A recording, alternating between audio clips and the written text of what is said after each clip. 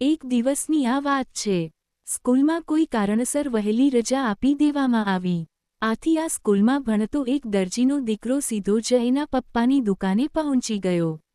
દુકાનમાં એના પપ્પા જે કામ કરતા હતા એને એ ધ્યાનપૂર્વક નિહાળવા લાગ્યો। એણે જોયું કે એના પપ્પા કાતરથી કપડાનું કટિંગ કરતા હતા અને કાપડને કાપી લીધા બાદ કાતરને એ પોતાના પગની નીચે દબાવીને રાખી દેતા હતા। ત્યારબાદ સોય વડે એ કપડું સીવતા હતા અને સીવવાનું પૂરું થયા બાદ સોયને એ ટોપી પર લગાવી દેતા હતા।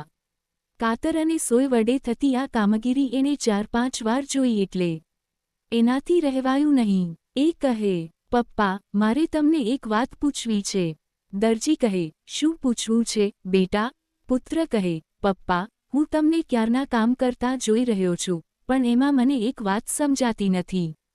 તમે જ્યારે કપડાને કાપો છો એ પછી કાતરને તમારા પગની નીચે દબાવી દો છે અને સૂઈ વડે કપડું સીવ્યા બાદ એને તમારી ટોપી પર લગાવી દો છો। આમ કેમ? જિંદગીનો સાર શીખવી દે તો સાંભળો। એ દરજી પિતાનો આ જવાબ, બેટા, કાતર કાપવાનું કામ કરે છે ને સૂઈ સીવવાનું કામ કરે છે। જે કાપે એની જગ્યા હંમેશા નીચી હોય છે, પરંતુ જે જોડે છે એની જગ્યા હંમેશા ઉપર હોય છે। આ કારણથી હું સૂઈને ટોપી પર લગાવું છું ને કાતરને પગની નીચે દબાવીને રાખું છું। સમાજ, કુટુંબ કે દેશના સંદર્ભમાં સંવાદિતા અને શાંતિ જાળવી રાખવા માટે કેટલી મહત્વની આ વાત છે। આપસમાં ભાગલા પડાવનારા, વિખવાદ ઊભા કરાવનારાને ઓળખીને એનું સ્થાન બતાવી દેવામાં ભલાઈ છે અને સુમેળ સાધનારાઓને મોભાદાર સ્થાને બેસાડવામાં એક પળનોય વિલંબ કરવો જોઈએ નહીં।